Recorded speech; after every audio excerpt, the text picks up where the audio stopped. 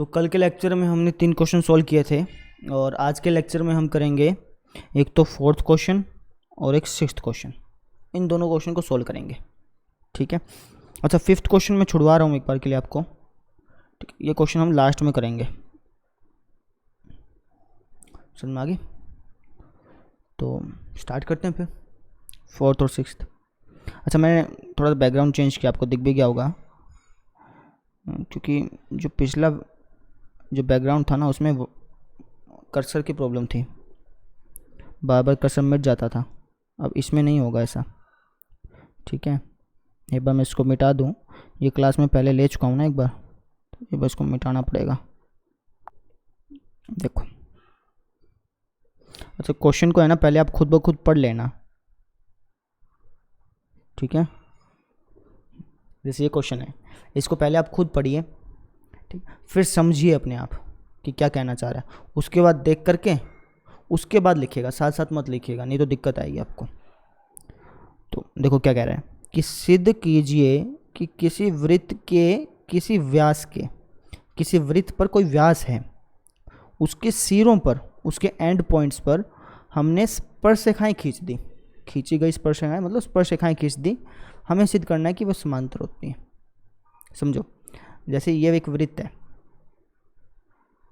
ठीक है। ये इसका केंद्र हो गया, मान लो O, और ये हो गया इसका व्यास AB।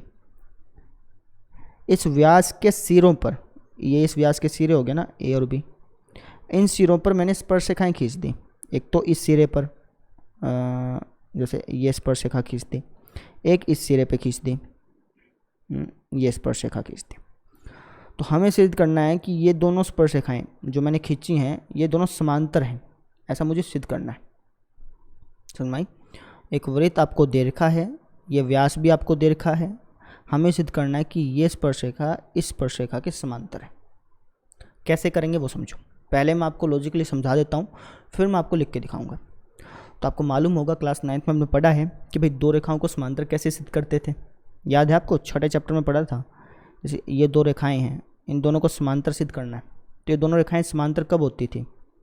जब ये जो तिर्यक रेखा है इस पर बनने वाला जो एकांतर कोण है, ये कोण और ये कोण, इसको हम एकांतर कोण बोलते हैं। जो एक इस तरफ बने एक इस तरफ ना, तो अगर ये दोनों कोण बराबर हो जाते थे तो हम बोल देते थे कि ये दोनों रेखाएं समांतर हैं। पढ़ा था ना?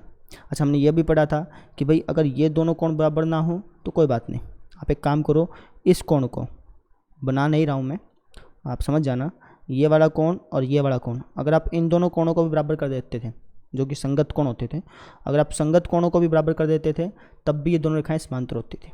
अच्छा, एक और पढ़ा था हमने कि अगर ये वाला कोण और ये वाला कोण, ये वाला बनाऊँ, इसको मैं बना देता हूँ, चलो, ये वाला कोण और ये वाला कोण, अगर आप इन दोनों कोणों का जोड़ अगर 180 डिग्री दिखा देते हैं तो तब भी दोनों रेखाएं समांतर होती थी। 3 चीज़ें पढ़ी थी, या तो संगत कोण बराबर दिखाओ, या एकांतर कोण बराबर दिखाओ, या फिर तिर्यक रेखा के, इसको हम क्या बोलते हैं, तिर्यक रेखा, इसके एक तरफ बनने वाले कोणों का जोड़ 180 डिग्री दिखाओ।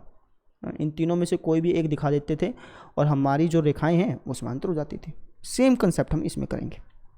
देखो, मुझे इन दोनों रेखाओं को समांतर दिखाना है ना, तो मैं एक काम करूँगा, ये वाला कोण और ये वाला कोण, ये इसके एकांतर कोण कहलाएंगे ना, इन एकांतर कोणों को मैं बराबर दिखाने की कोशिश करूँगा। भाई जो एंगल यहाँ पे है अगर वही एंगल यहाँ पे बना दूँ तो ये दोनों रेखाएं अपने आप ही समांतर हो जाएंगी। समझ रहे हो? मेरा मेन एम क्या है कि इस एंगल को मैं इस एंगल के बराबर सिद्ध कर दूँ। या फिर एक काम कर सकते थे, ये एंगल और ये एंगल, ये जो ऊपर बन रहा है, इन दोनों एंगल का जोड़ आप अगर 180 डिग्री दिखा दो, इन दोनों का जोड़ अगर आपने 180 डिग्री दिखा दिया, तब भी आप कह सकते थे कि भैया यहाँ पे एक तिर्यक रेखा है और उसके एक तरफ बनने वाले कोणों का जोड़ 180 डिग्री है, तो इसलिए ये रेखाएं समांतर हैं। चाहे तो वैसा कर लें और चाहे तो आप एकांतर कोण वाला तरीका अपना लें, आपकी मर्जी है। 3 तरीके हैं आपके पास, ठीक है। तो मैं ये वाला तरीका अपना रहा हूँ, आप चाहें तो एक तिर्यक रेखा के एक तरफ बनने वाले कोण जो मैंने अभी बताए वो वाला तरीका भी अपना सकते हैं, ठीक। फिलहाल इस तरीके को देखो, आप समझ में तो आ गया होगा आपके। हमारा मेन एम क्या है, इन दोनों कोणों को बराबर दिखाना।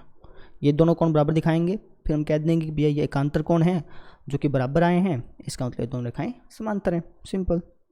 लिखेंगे कैसे वो देखो,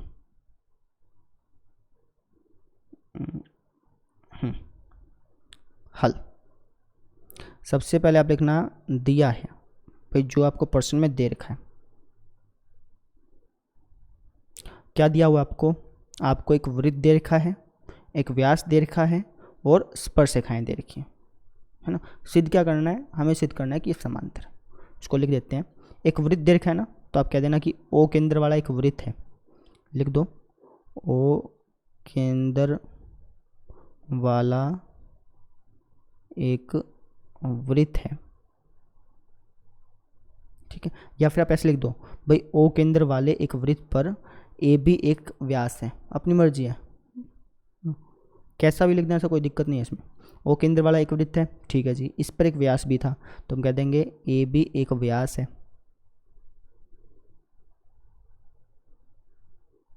ठीक है जी, और इस पर स्पर्शरेखाएं भी हैं। ये दोनों हमने स्पर्शरेखाएं बनाई, इनका नाम देता हूँ। लेट से मैंने इसका नाम दे दिया पी क्यू आर एस। कह दूंगा कि पी क्यू और आर एस स्पर्शरेखाएं हैं। पी क्यू और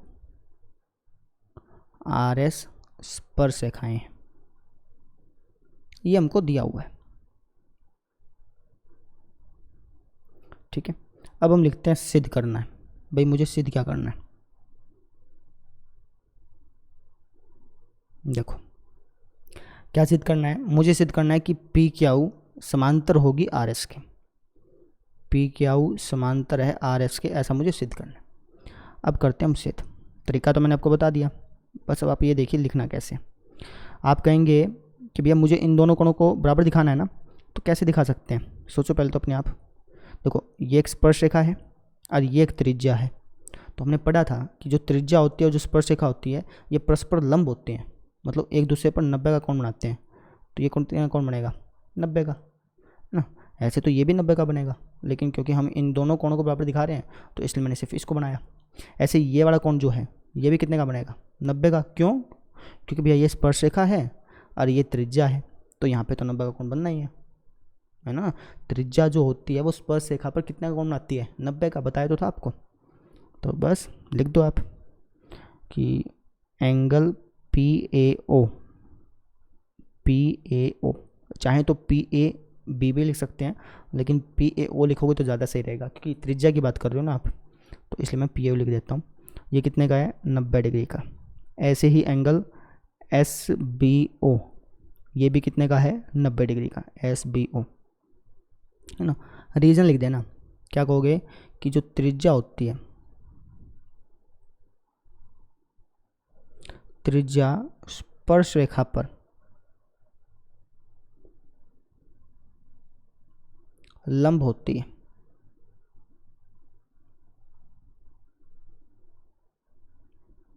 ठीक है, तो अब देखो ये कोण भी 90 का, ये कोण भी 90 का, इसका मतलब ये दोनों कोण बराबर हो गए, और यही हम चाहते थे। तो हम कह देंगे तो एंगल पी ए ओ बराबर हो गया एंगल एस बी ओ के, और यही हम चाहते थे कि ये दोनों कोण बराबर हो जाए। अब ये दोनों कोण बराबर हो गए, अब हम क्या कहेंगे कि भैया ये एकांतर कोण थे, एकांतर कोण ही थे ना भाई, एक तो उस तरफ बन रहा था, एक इस तरफ बन रहा था, तो इस टाइप के कोणों को बोलते हैं एकांतर कोण। ये एकांतर कोण थे और ये बराबर भी आ गए। तो जब एकांतर कोण बराबर आ जाते हैं तो जो रेखाएं होती हैं वो समांतर होती हैं। बस लिख दो। हम कहेंगे यहाँ ये एकांतर कोण है, एकांतर कोण हैं जो बराबर भी हैं, एकांतर कोण भी हैं और ये बराबर भी हैं। और अगर एकांतर कोण बराबर होते हैं, इसका मतलब रेखाएं समांतर होती हैं। तो आप लिख दें तो जो ये रेखाएं हैं पी क्यू और आर एस, ये क्या हो जाएंगे? समांतर हो जाएंगे। सिंपल, काम खत्म हो गया अपना। ये हमें चाहते थे, ये हमारा आ गया। लॉजिक समझ में आया? ठीक है, हमने क्या किया? एकांतर कोणों को बराबर दिखा दिया, फिर अपने आप ये रेखाएं समांतर होगी। ठीक है, अच्छा क्वेश्चन था ये, एग्जाम में पूछा जा सकता है, इसको लिख लो। ठीक है, अगला क्वेश्चन देखते हैं।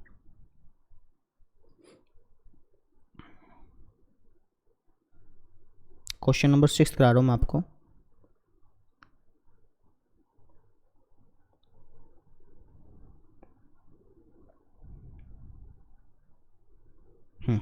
पढ़ो क्या कह रखा है। कह रखा है कि एक बिंदु ए से, इसको एक बार मिटा देते हैं, हाँ, एक बिंदु ए से, एक कोई पॉइंट है ए, उससे एक वृत्त के केंद्र से 5 सेंटीमीटर की दूरी पर है। अच्छा, एक बिंदु है ए, देखो एक बिंदु है ए, ये बिंदु एक वृत्त के केंद्र से, ये एक वृत्त का केंद्र हो गया मान लो ओ, ये बिंदु इस वृत्त के केंद्र से 5 सेंटीमीटर की दूरी पर है। कितने सेंटीमीटर की दूरी पर? 5 सेंटीमीटर की। वृत्त पर स्पर्श रेखा की लंबाई 4 सेंटीमीटर है। अब इस पॉइंट से मैंने लेट से एक स्पर्श रेखा खींच ली, है ना। स्पर्श रेखा तो आगे तक जाती है, लेकिन लंबाई जो होती है ना वो यहाँ से लेकर के यहाँ तक होती है, बताया था मैंने आपको। तो लेट से ये नाम है अपना पी, ठीक है। तो ये जो स्पर्श रेखा की लंबाई है ये है 4 सेंटीमीटर, ठीक है जी। हमें वृत्त की त्रिज्या ज्ञात करनी है। त्रिज्या तो ये भी तो त्रिज्या ही तो बनेगी, समझ में आया। तो हमें ये ओपी की लेंथ पता करनी है, ये हमारी त्रिज्या होगी, तो मुझे ये ओपी निकालनी है।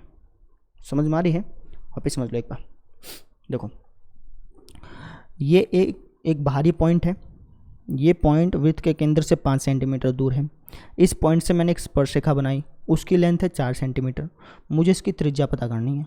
कर सकता हूँ, देखो मुझे पता है कि यार ये कोण 90 का होगा। क्यों? क्योंकि त्रिज्या जो होती है वो स्पर्श रेखा के साथ 90 का कोण बनाती है ना, या फिर कह लो त्रिज्या स्पर्श रेखा पर लंब होती है। बात सेम है भाई। तो ये 90 का हो गया तो राइट एंगल ट्रायंगल बन गया, बस पाइथागोरस लगा के निकाल लेंगे। कैसे लिखोगे वो देखो। सबसे पहले तो आपको बताना पड़ेगा कि ये कोण 90 का है। आप कहोगे एंगल ए पी ओ बराबर है 90 डिग्री।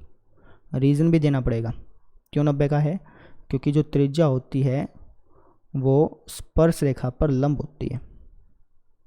त्रिज्या स्पर्श रेखा पर लंब होती है, या फिर आप ऐसे लिख दो त्रिज्या स्पर्श रेखा के साथ 90 डिग्री का कोण बनाती है। बात दोनों सेम है भाई। अब हम कहेंगे त्रिभुज APO में पाइथागोरस लगाएंगे तो ये हो जाएगा AO का स्क्वायर बराबर AP का स्क्वायर प्लस PO का स्क्वायर।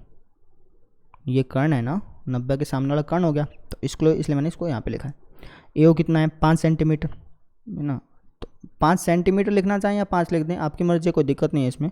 मैं अब की और 5 लिख देता हूँ। सेंटीमीटर लिख के भी कर सकते हैं, बताया था मैंने आपको तरीका। अच्छा AP कितना है? 4 सेंटीमीटर, मैंने 4 लिख दिया, प्लस PO का PO लिख दिया। तो 5 का स्क्वायर हो गया 25 बराबर 4 का स्क्वायर 16 प्लस PO का होल स्क्वायर। 16 को इस तरफ ले आते हैं, ये हो जाएगा 25 माइनस का 16 बराबर PO का होल स्क्वायर। 25 में से 16 गया, बच गया कितना? 9 बराबर कितना? PO का होल स्क्वायर। हमें तो PO का होल स्क्वायर थोड़ी चाहिए, हमें तो PO चाहिए।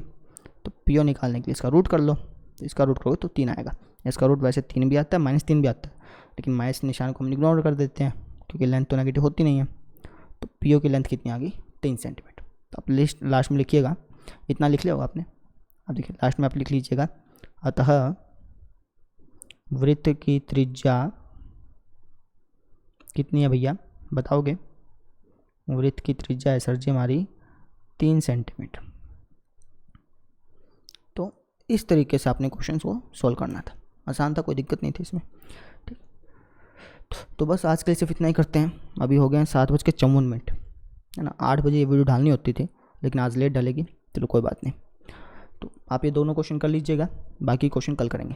Thank you.